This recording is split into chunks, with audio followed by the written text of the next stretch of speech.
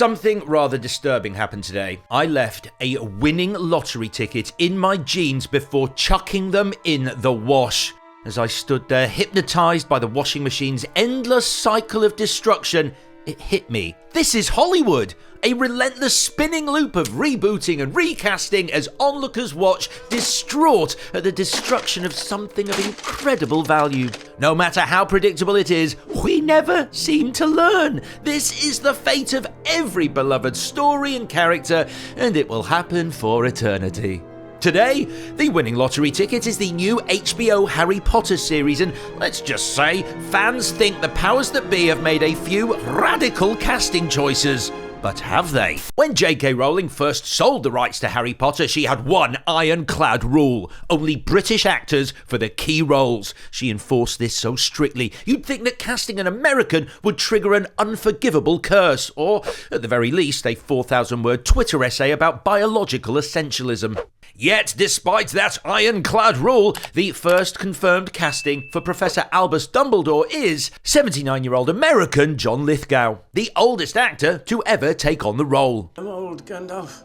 HBO chairman and CEO Casey Bloys said that he envisions the project running for 10 consecutive years. And by Lithgow's own admission, he'll be about 87 years old at the wrap party. It came as a total surprise to me, Lithgow said. I just got a phone call up at the Sundance Film Festival for yet another film, and it was not an easy decision because it's going to define me for the last chapter of my life, I'm afraid. So, either Rowling's had a massive change of heart, her control over the series isn't as strong as we thought, or she's just a massive Third Rock from the Sun fan. Sure, after rumours of Oscar winners like Mark Rylance or Mark Strong taking on Dumbledore, Lithgow might seem like a curveball, but he's a double Oscar-nominated, Emmy-winning veteran and, to be fair, not the worst choice to take up the mantle of the greatest wizard of all time. Apologies, Gandalf. Let's be honest though, you clicked this video the second you heard that Paapa Essiedu, the Emmy and BAFTA-nominated star of Gangs of London, I May Destroy You and Black Mirror, is confirmed to play Severus Snape. And admit it, you're already gripping your pitchforks, muttering under your breath about how only Adam Driver was destined to terrorise teenagers from beneath a curtain of unwashed goth hair. But for the die-hard Potterheads clinging to the source material like it's the last Horcrux, let's play devil's advocate. Snape's description in the books: greasy black hair, a hooked nose, and sallow skin. Now, does that explicitly say white? No, per se, no. But let's test this. If you could go back in time and undo Samuel L. Jackson as Nick Fury in the MCU, would you? But that's different. That's comics. And he was black in the Ultimates, I'll have you know. All right, fine. Would you replace Morgan Freeman as Red in The Shawshank Redemption, a red-haired Irishman in the book? Yeah, but Harry Potter's different. Stephen King was okay with that change. They're changing J.K. Rowling's vision. Well, about that. Rowling fully supported a black Hermione when Olivier winner Noma Dumezweni was cast in Harry Potter and the Cursed Child, and when people kicked off, she shut it down, saying criticism came from a bunch of racists.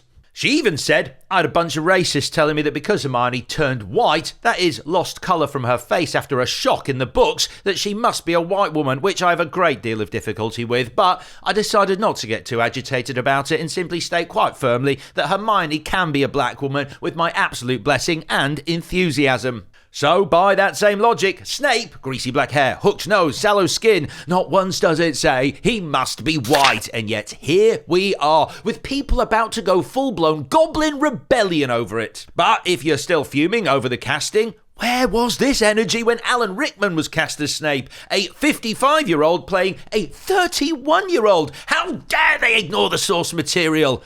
Let me guess, that one just slipped your mind. Look, anyone stepping into Alan Rickman's shoes is fighting a losing battle. You cannot out-Rickman Alan Rickman. So, if you cast someone who looks exactly like him, congratulations, you've just given the world a pound shop Rickman impersonation. But if you go left field and choose someone who redefines the role, suddenly the character has new energy, a fresh take, and isn't just a waxwork of what came before. And let's be honest, Paapa Essiedu is an absolute beast of an actor. The guy is Royal Shakespeare Company trained, has enough BAFTA nominations to use them as coasters, and could probably read out the phone book and make it sound like Hamlet, which, by the way, he's actually played. So is this, in inverted commas, some woke agenda? No, it's good casting, and honestly, it might just be genius.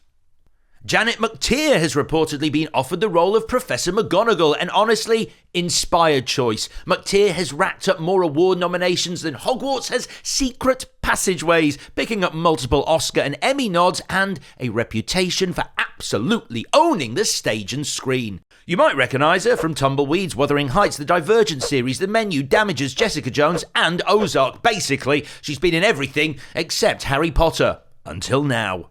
The role was, of course, iconically played by Maggie Smith, who was nothing short of perfect, stern, witty, and effortlessly cool.